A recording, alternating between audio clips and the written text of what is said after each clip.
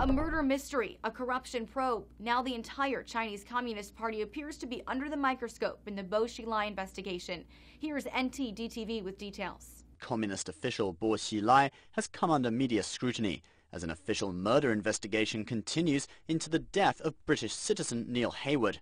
Bo's wife is the primary suspect. The motive for murder? Media reports say Bo's wife, Gu Kailai, believed Heywood was about to blow the lid off a secret financial empire she had built overseas. Bloomberg reports on the breadth of that network. The sisters of Gu Kailai controlled a web of businesses from Beijing to Hong Kong to the Caribbean, worth at least $126 million.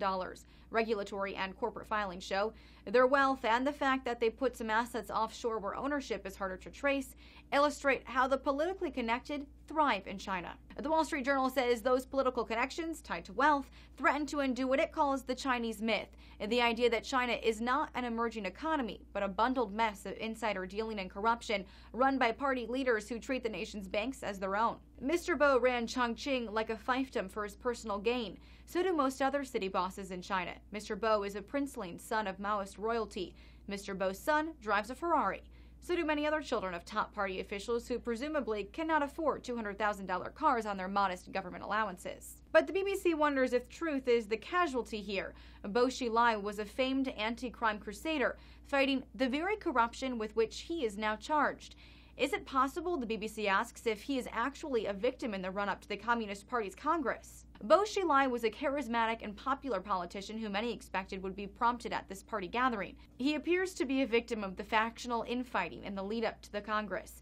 What he did, how he is linked to the death of Neil Heywood, and why he was sacked are still unanswered questions. And CBS News notes, because of the scandal, the Chinese leadership finds itself at a crossroads. This case of alleged corruption and murder is now seen as one thing more, a sign that China's top leadership may be in trouble. Is Bo Xilai the dark underside of a party where the privileged elite can abuse power at will? The New Yorker says the Chinese people can no longer ignore the revelations coming out of this trial and what it means for the larger society. There's a difference between knowing it exists in the abstract and confronting the cold, blunt accounting, seeing the cars and tuition it buys, realizing the land that was seized to pay for it, and working out how those funds might have been used for better health care or education. But a writer for the Chinese state-run Xinhua media says the party will handle this investigation in the way it has handled all past investigations, and will thrive. An investigation into serious discipline violations by Bo Xilai have caused some from overseas to speculate about China's future.